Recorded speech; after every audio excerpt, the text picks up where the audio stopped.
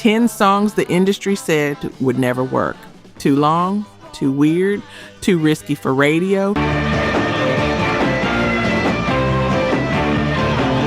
Labels fought them, stations banned them, executives said they'd kill careers, but the fans had a different plan. And every single one of these tracks became legendary despite the people with the power saying no.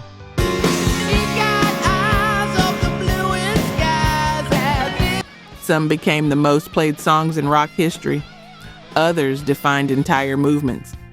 All of them proved that when you put music directly in the hands of people who love it, they'll make their own charts. You know some of these stories, but you don't know all of them. And you definitely don't know what it... Number 10, Let's Spend the Night Together. The Rolling Stones, 1967.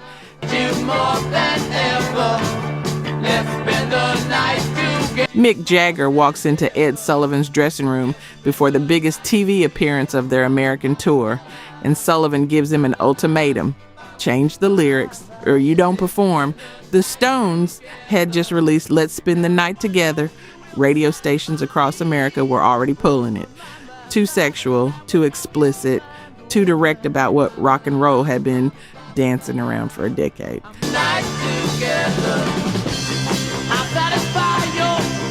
Sullivan's people tell Jagger to change night to sometime make it clean, make it vague, make it safe. But here's what gets me about this. The band had a choice: walk off the biggest stage in American television, or swallow it and sing the sanitized version for 60 million viewers.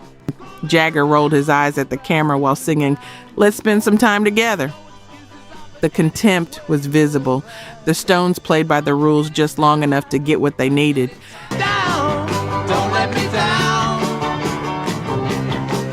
Then radio stations banned it anyway. Conservative markets pulled it off playlists. Religious groups called it obscene. The industry line was clear. This was not the kind of song respectable stations played. And if you've ever stood your ground on something that mattered to you, only to watch people with power tell you to compromise or disappear, you know that specific kind of rage.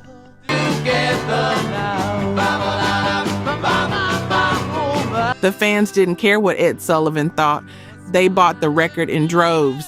Let's Spend the Night Together hit the charts despite the bans, despite the censorship, despite every attempt to soften what Jagger had written. The establishment lost. The song became a Stones classic, and every time you hear it now, you're hearing the version they meant you to hear, not the one Sullivan demanded.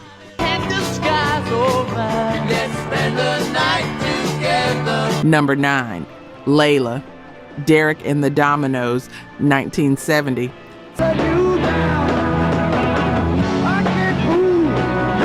7 minutes and 10 seconds. That's how long Layla runs. And in 1970, that length alone was enough to kill a song's chances at radio. Eric Clapton had just recorded what would become one of the most passionate, desperate love songs in rock history. The opening riff, the one that makes you stop whatever you're doing when it comes on, was already there. Duane Allman's slide guitar, the piano coda that Jim Gordon composed, the whole architecture of heartbreak.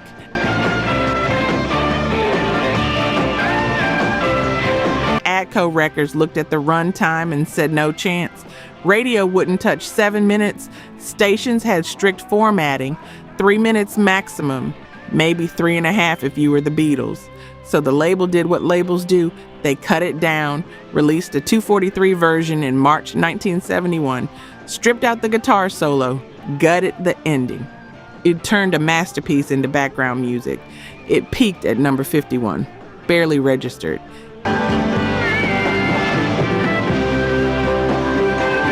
And if you've ever watched someone take your work and butcher it to make it marketable, you know that silence when you realize they never understood what made it matter in the first place. The album didn't get widespread airplay. Critics were lukewarm. Derek and the Dominos broke up before anyone realized what they'd built. But fans, the ones who bought the album, who played it all the way through, they knew. Word spread slowly. College radio started playing the full version. late night FM DJs who didn't care about format restrictions.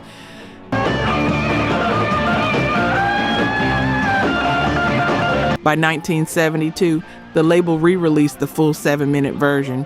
It hit number 7 in the UK, number 10 in the US, and it's been climbing ever since because fans refused to accept the compromised version. They wanted the whole story, the full ache.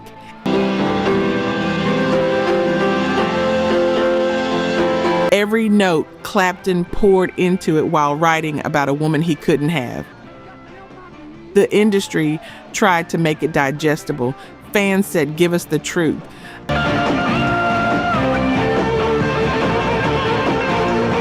Let's look at the numbers. Only 9% of you are actually subscribed.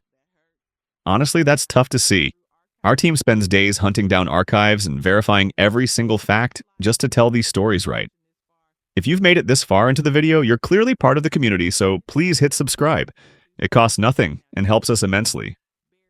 Now, for those already subscribed, very few of you have made the jump to our membership, and that's a hard pill to swallow because you're the ones who know our value best.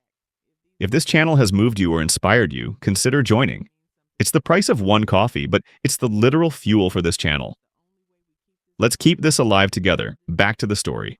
Number 8, Louie Louie, the Kingsmen, 1963.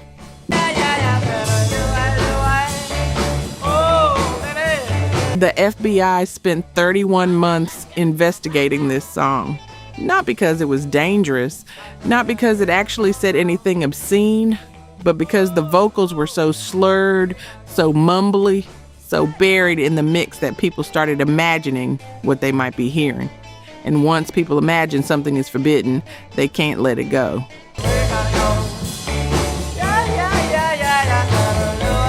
The Kingsmen recorded Louie Louie in one take. Cheap studio, bad microphone placement.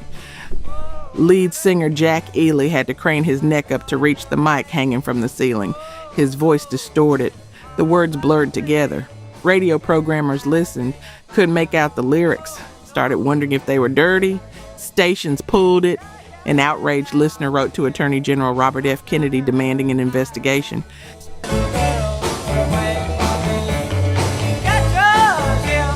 And if you've ever had your words twisted into something you never said, you know that helpless feeling when the accusation spreads faster than the truth. The FBI opened a file, listened to the recording over and over, slowed it down, sped it up, tried to decode what was supposedly hidden in those garage rock 3 chords. After 2.5 years, they released their conclusion, unintelligible at any speed.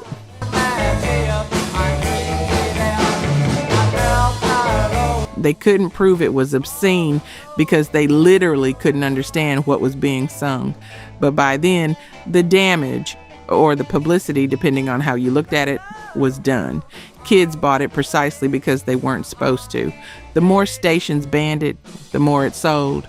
The more parents forbade it, the more teenagers cranked it in their basements.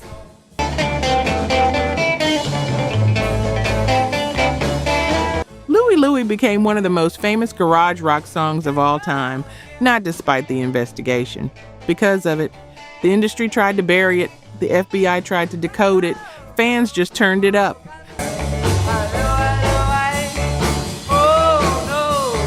Number 7, Freebird, Lynyrd Skynyrd, 1973. Would you still remember? MCA Records had one message for Lynyrd Skynyrd: cut the ending, 9 minutes. That's how long Freebird ran on the album. And MCA's executives made it clear radio wouldn't touch it. Stations needed songs that fit between commercials. 3 minutes, maybe 3.5. Shorten it to 3 minutes and fade out after the ballad part, they said. Leave off the guitar solo. Nobody's going to sit through that.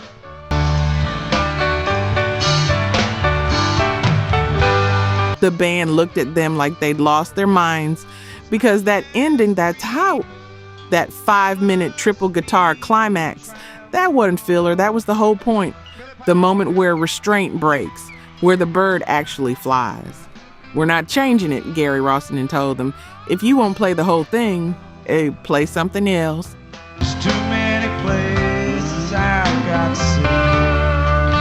And if you've ever built something you believed in only to have someone in a suit tell you it doesn't fit the format, you know that moment when you decide whether you're willing to lose everything to keep it intact.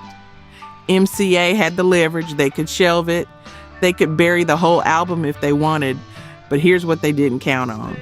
The song had already escaped. Lynyrd Skynyrd was playing it live every night, stretching it past 10 minutes, turning it into an event. Fans started requesting it before the band even took the stage. Crowds wouldn't leave until they heard it.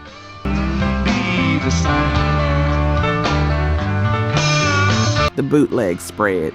Word got out. By the time MCA finally released the full version, it was already legendary. It never needed radio. It needed people in concert venues losing their minds while 3 guitarists traded solos for 5 uninterrupted minutes. If I stay with you now. Freebird peaked at number 19. Then the live version came out and it charted again. It's been played on rock radio over 3 million times since. Every second of those 9 minutes. The label said it was too long to work. The band said it was too important to cut. Fans made sure the band was right.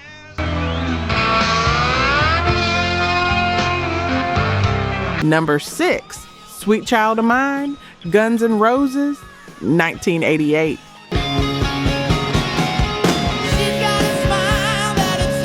Slash hated the intro riff, the one that's now instantly recognizable, the one that makes every guitarist in the world try to learn it, the circus melody he was playing as a warm-up exercise while making faces at the drummer.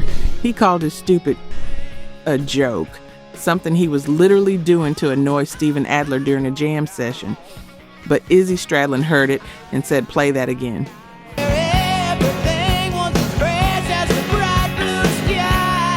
Duff McKagan built a bass line around it. And suddenly this throwaway warm-up became the foundation of what would be Guns N' Roses' only #1 single. The label saw potential, but they also saw a problem. 5 minutes and 56 seconds. And most of that runtime was Slash's guitar solo, the slow melodic section that Axl Rose would later call his favorite part of the entire song.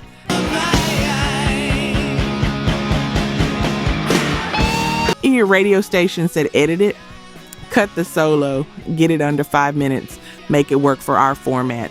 Geffen Records brought Axl the edited version, 4 minutes and 58 seconds, the guitar solo gutted. The heart of the song removed to make room for more commercials. And if you've ever watched someone take your favorite part of something you made and delete it because it didn't serve their bottom line, you know that specific betrayal. Axl Rose exploded.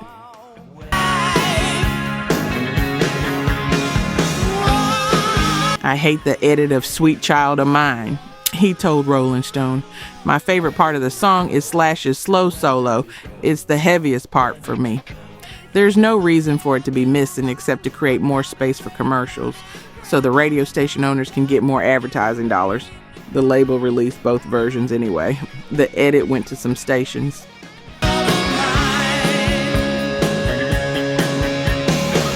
The full version went to others. Fans voted with their wallets and their phones. They wanted the whole song, the album version. Every note Slash didn't think mattered. Sweet Child of Mine hit #1 on the Billboard Hot 100 in 1988. The full version became the one that stuck, the one that's been played millions of times since. And here's the irony that gets me. The guitarist who wrote the riff thought it was a joke. The label that released it wanted to cut it down. And the part they tried to remove became the part that made it legendary.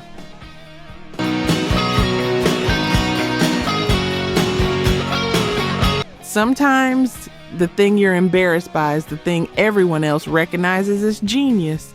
Sometimes the solo that wastes airtime is the reason people remember the song 35 years later. Geffen wanted more ad revenue. Fans wanted more Slash. Guess who won?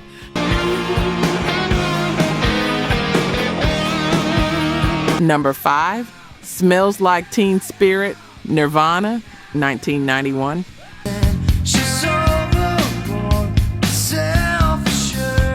Geffen Records had their hit picked out for Nirvana's album, Nevermind. It was called Come As You Are, melodic, accessible, radio friendly. That was the one they were putting the marketing weight behind. Smells like Teen Spirit. They released it quietly. College radio only, no big push. It was supposed to be the album building track, and the one that got the core fans ready for the real single.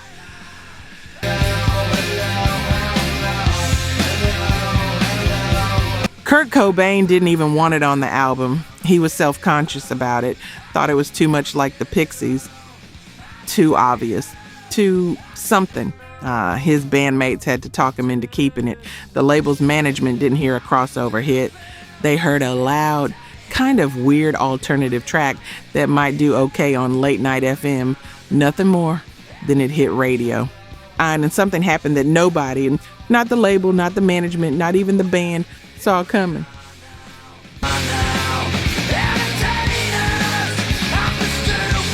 None of us heard it as a crossover song, Nirvana's manager Danny Goldberg said later. But the public heard it, and it was instantaneous. They heard it on alternative radio, and then they rushed out like lemmings to buy it. MTV put the video in heavy rotation. The one with the cheerleaders and the anarchy symbols and the janitor dancing with a mop. Kids saw themselves in it. The boredom, the rage, the refusal to care about anything the establishment wanted them to care about.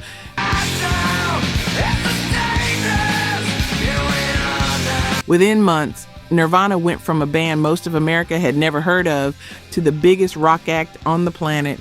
And if you've ever had people doubt you, your work, your vision, the thing you made that nobody asked for, and then watched it connect anyway, you know that strange mix of vindication and vertigo.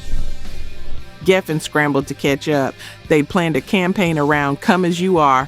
They ended up riding a wave they never saw building.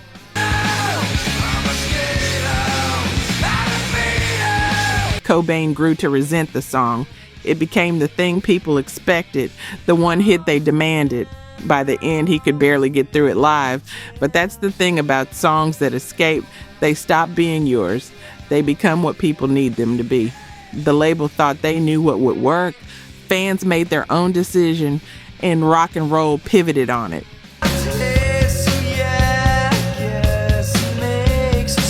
Number 4, Stairway to Heaven, Led Zeppelin, 1971.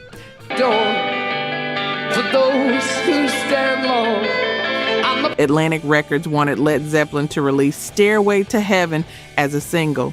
They wanted it edited, cut it down, make it work for radio. 8 minutes was impossible. 3.5 was the target. Strip the intro, shorten the build, get to the guitar solo faster, fade out before the ending. Page and Plant said no. Their manager, Peter Grant, backed them. The song goes out as is, or it doesn't go out at all.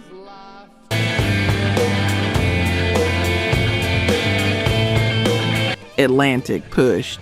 This could be massive, they said, but only if we make it accessible, only if we format it correctly, and if you've ever been told that your vision would work. If you just compromised it into something smaller, you know that pressure, that voice that says maybe they're right, maybe you're asking for too much. Led Zeppelin refused. They didn't release it as a commercial single, ever. No edited version, no radio-friendly cut. If you wanted Stairway to Heaven, you bought the album. The whole thing, all 8 minutes.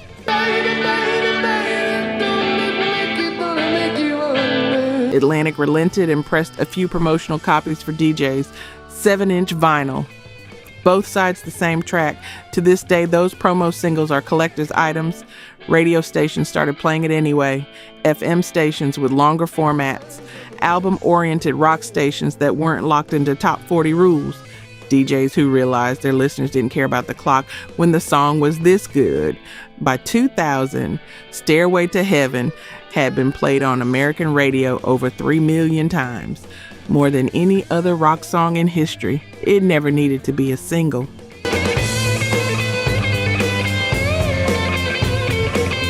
It became the single biggest rock song of all time without ever being officially released as one.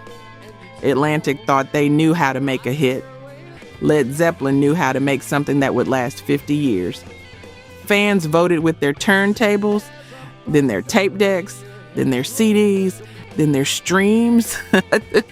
The song, the label said, was too long to work, outlasted the format it was supposedly too long for.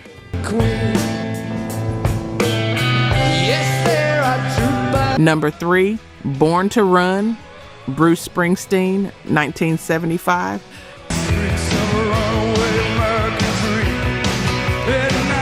Columbia Records was done with Bruce Springsteen. 2 albums, critical acclaim, abysmal sales. The label brass made it clear, one more shot. And if this one doesn't sell, we're dropping you. Then they made it worse. They wanted Springsteen to record in Nashville with session musicians, with a producer they'd bring in, strip out the E Street Band, make it commercial, make it safe, make it something they could actually sell. Springsteen said no. And if you've ever had everything on the line, your career, your dream, your one chance to prove you belong, and then been told the only way forward is to abandon what makes you you. You know that math? The impossible calculation? Columbia grudged him a slightly bigger budget, but only if he used the same cheap studio he'd been stuck in for the first 2 albums. No upgrades, no better equipment. Make it work or don't.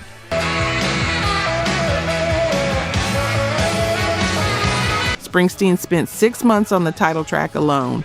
Born to Run, obsessing over every note, every mix, trying to capture the sound in his head with equipment that wasn't built for it.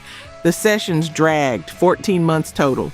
The label's patience ran out months before the album was done.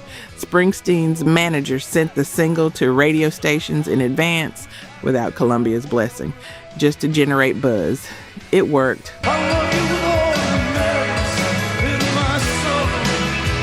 Born to Run started getting airplay. The phones lit up. People wanted more. Columbia finally greenlit the album.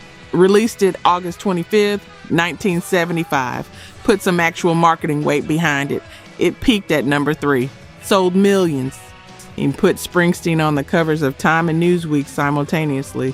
Made him one of the biggest rock stars in America.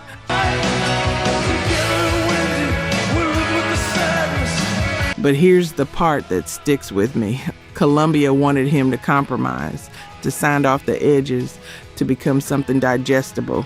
If he'd done that, he would have gotten dropped anyway, because the compromised version wouldn't have been Born to Run.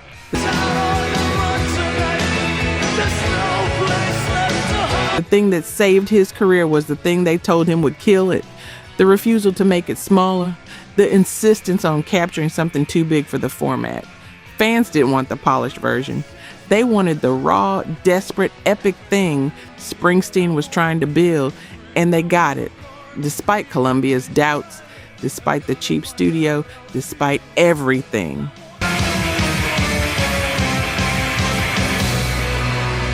Number 2, Bohemian Rhapsody, Queen, 1975.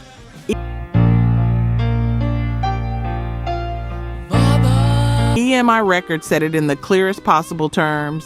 This will never get played on radio. 6 minutes, no chorus, an opera section, lyrics that made no literal sense. The whole thing was uncommercial, unworkable, career suicide. Cut it down, they told Queen. Make it 3 minutes, we'll release that.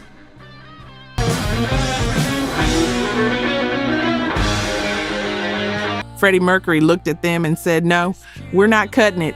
It goes out as is, or it doesn't go out at all. The label dug in. This wasn't a negotiation. Radio stations had formats. Programmers wouldn't touch a 6-minute single. It was too long for the charts, too weird for mainstream audiences, too risky for their investment. But here's where it gets good.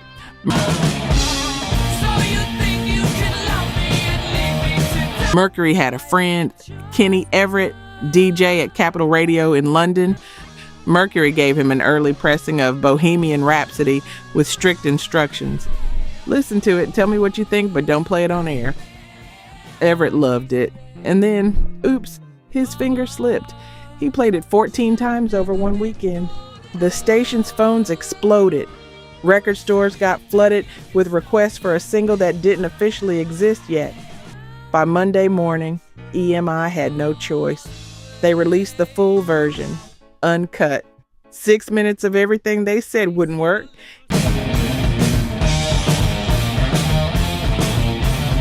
It went to number 1 in the UK, stayed there for 9 weeks, became the Christmas number 1, sold over 1 million copies. And if you've ever been told your work is too much, too long, too strange, too ambitious, and then watched it connect with people anyway, that vindication hits different.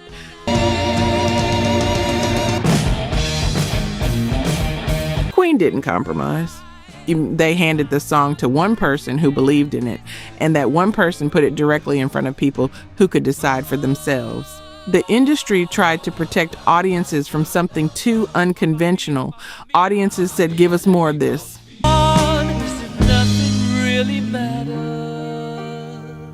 40 plus years later, Bohemian Rhapsody is still one of the most played, most loved, most recognized rock songs ever recorded. EMI was wrong. The format was wrong. The conventional wisdom about what radio could handle was wrong. Mercury was right.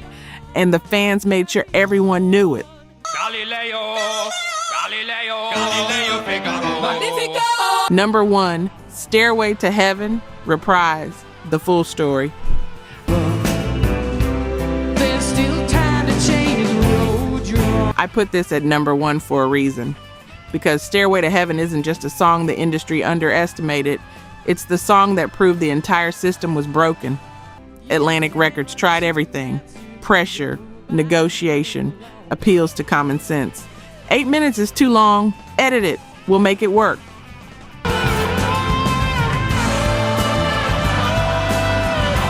Led Zeppelin didn't just say no. They said, you'll never touch this song. Peter Grant, their manager, made it ironclad. No single release, no edits, no compromises. If you want Stairway, you buy Led Zeppelin 4. The whole album on vinyl for full price. Atlantic thought that would kill it.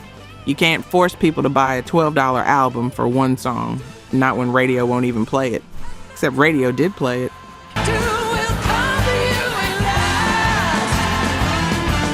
You have FM stations that cared more about what their listeners wanted than what fit between commercials. DJs who realized the 8-minute version was the point, that the build mattered, that the ending mattered, that you couldn't shortcut to the guitar solo without earning it first. The song became the most requested track in FM radio history, played over 3 million times by the year 2000, more than any other rock song ever recorded.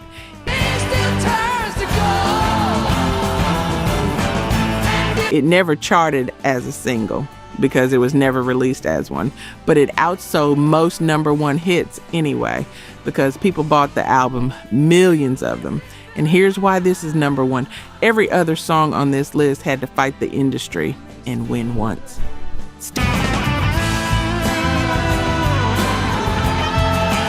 Stairway to Heaven changed the rules permanently. After this, labels couldn't hide behind too long for radio. After this, and the idea that songs had to be 3 minutes to succeed became optional. A suggestion, not a law. Led Zeppelin proved you could bypass the whole system. Album-oriented rock became a format because of songs like this, because stations realized there was an audience that didn't want the edited version. They wanted the real thing. Atlantic wanted to control how people heard the song. Zeppelin gave people the song and let them decide. Fans chose the 8-minute version every time for 50 years.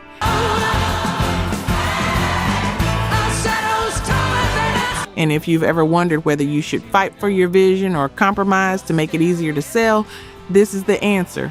Don't cut it, don't soften it, don't make it fit, make it right. Then trust people to find it. They will.